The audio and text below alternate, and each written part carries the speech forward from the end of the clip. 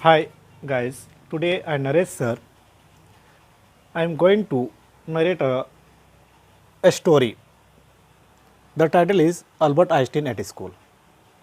As we know, Albert Einstein was a great scientist after Newton. And don't waste your time. I am going to narrate the story. And this story has main characters. Albert Einstein, Mr. Braun, history teacher, Mr. Koch, math teacher, Elsa, cousin of Einstein, Yuri, friend of Einstein, Dr. Ernest, friend of Yuri, and the head teacher. One day in the classroom, Einstein study पढ़ाई करता है वो Munich में। वह class में ध्यान नहीं देता था। यूँ कह सकते हो he was not interested to learn date facts etcetera. He preferred education ideas and practical knowledge. He was a study in Munich, and this chapter based on Einstein's schooling life. In the classroom, when his history teacher Mr. Braun, history teacher ने Albert Einstein को पूछा कि कौन सी year में Napoleon was defeated by Persian. Albert Einstein replied, sir I forgot. उन्होंने कहा कि sir मैं भूल गया हूँ और शायद मुझे याद नहीं है। फिर उनके टीचर ने कहा कि टेल मी ऑनेस्टली, आप आंसर है याद है या नहीं। तो उन्होंने आर्गू कर दिया कि सर मैं I am not interested to learn dates and facts. ये तो कोई भी पेज में पलट कर याद कर सकता है वो।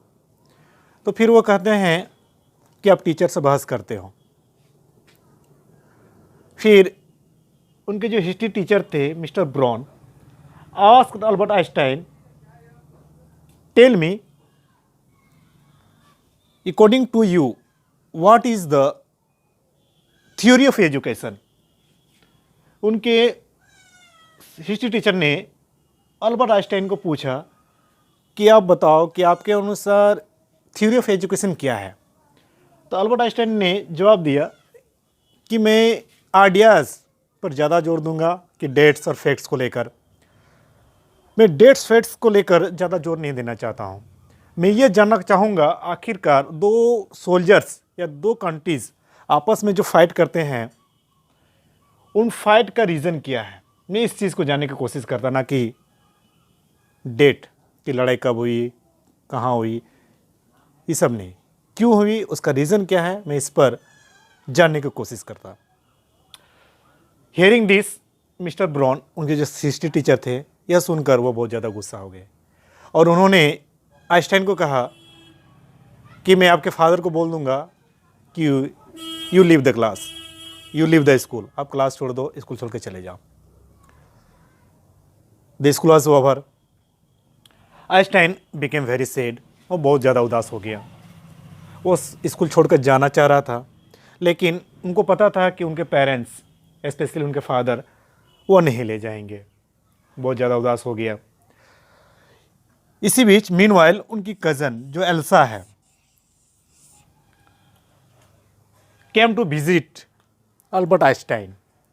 वो अल्बर्ट आइंस्टाइन से मिलने के लिए आती है और कहती है कि कोई भी चीज़ को आप, जैसे आपको स्कूलिंग एग्ज़ाम पास करनी है तो अब रिपीट करो, रिपीट करके आप एग्ज़ाम को पास करो।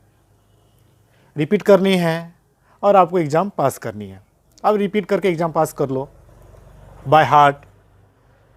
तो उसको भी वो रिप्लाई करता है आइंस्टाइन कि मैं कोई भी चीज़ को, डेट्स फैक्ट्स को मैं याद नहीं कर सकता, तो मैं एग्ज़ाम में लिखूंगा कैसे।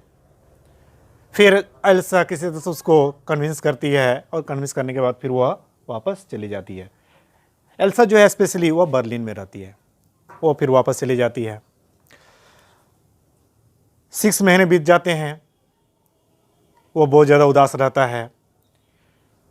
तो दोनों तरफ से उदास रहने का रीज़न ये होता है कि आइंस्टाइन एक स्लम एरिया में रहता है और वहाँ की जो लैंड लेडी रहती है वह अपने बच्चे को हमेशा मारती पीटती रहती है और चिल्ड्रेन हमेशा क्राई करने रहते हैं।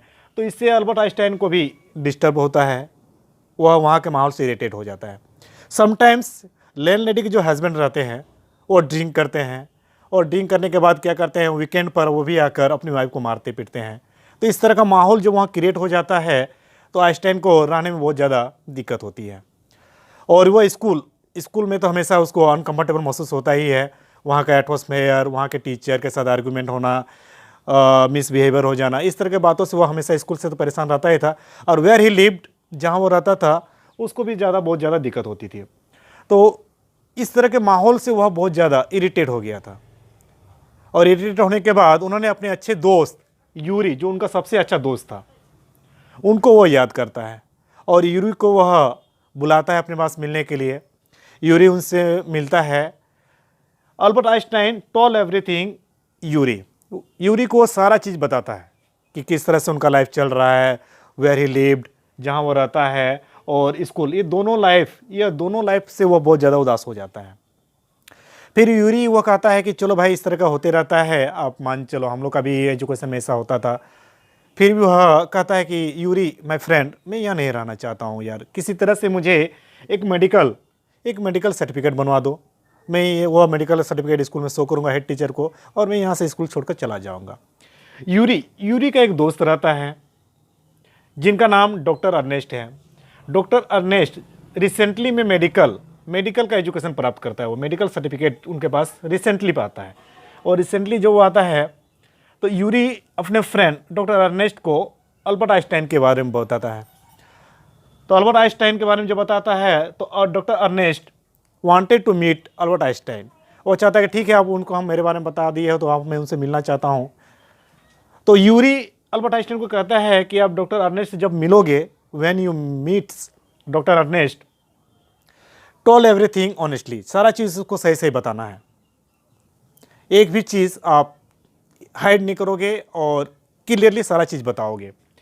अल्बर्ट आइंस्टाइन डॉक्टर अर्नेस्ट मिलता है और वह सारा चीज़ कहता है, जो उनका जहाँ वो रहता है उसके बारे में कहता है।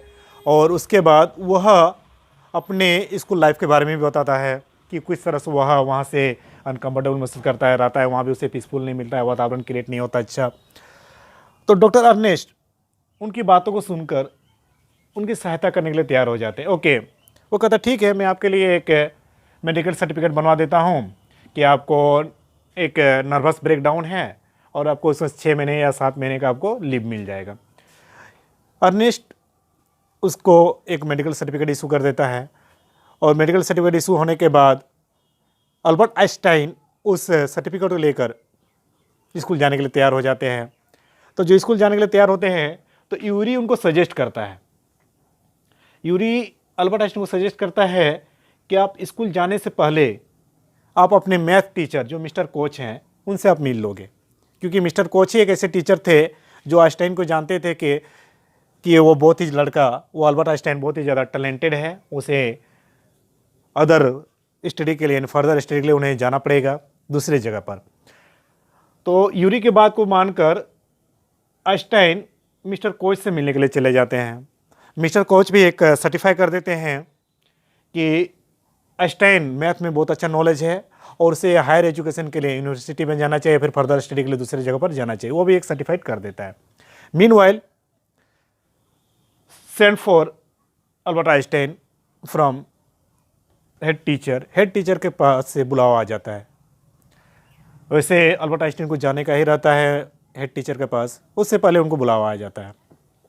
वहाँ जाते हैं और जैसे ही जाते हैं तो उनको लगता है कि कुछ हेड टीचर उसको क्या बोलेंगे, आपका बिहेवियर ठीक नहीं है, मैनर ठीक करो वगैरह वगैरह, वो सब कुछ भी बात नहीं होती है।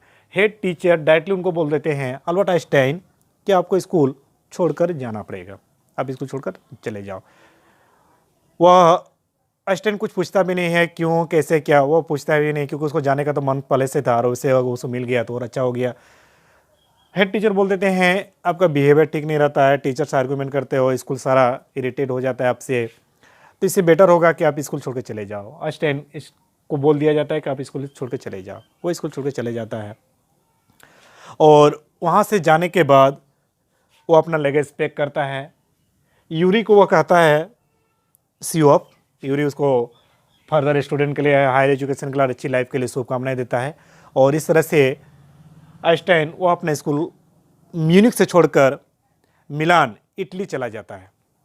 और यहाँ पर इस चैप्टर का एंड होता है। वो जो स्कूल लाइफ में कुछ कुछ पॉइंट्स थे वह, अब इसमें जानना है कि अल्बर्ट आइंस्टाइन जो अपने स्कूल में आर्गुमेंट और मिसबिहेवियर के लिए जाने जाते थे, बट फिर भी अपने लाइफ में आज सारे वर्ल्ड में उनको एक ग्रेट साइंटिस्ट के नाम से जाना जाता है। तो उन्होंने इतने क्रिटिसिज्म के बावजूद, इतने सारे आलोचनाओं के बावजूद उन्होंने वही किया जो उसको अच्छा लगा। तो यही इस चैप्टर का मेन मैसेज हो सकता है कि आप अपनी इच्छा के अनुसार कुछ भी चीज़ को स्टडी करो। उनको साइंस पे ज़्यादा इंटरेस्ट था, उन्होंने साइंस की पढ़ाई की। उन्हें म्यूजिक पसंद था तो उन्होंने म्यूजिक को ध्यान दिया, और इस तरह से वह साइंस को लेकर और एक ग्रेट साइंटिस्ट बने।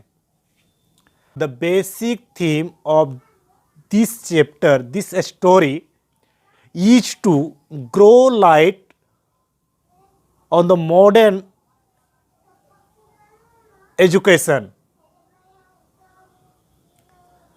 Education doesn't mean mugging updates.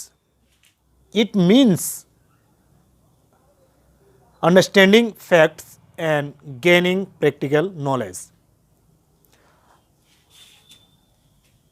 This chapter has been completed. This study completed. और आगे के मोर वीडियोस के लिए आप keep watching, subscribe this channel, like and comment. Thank you.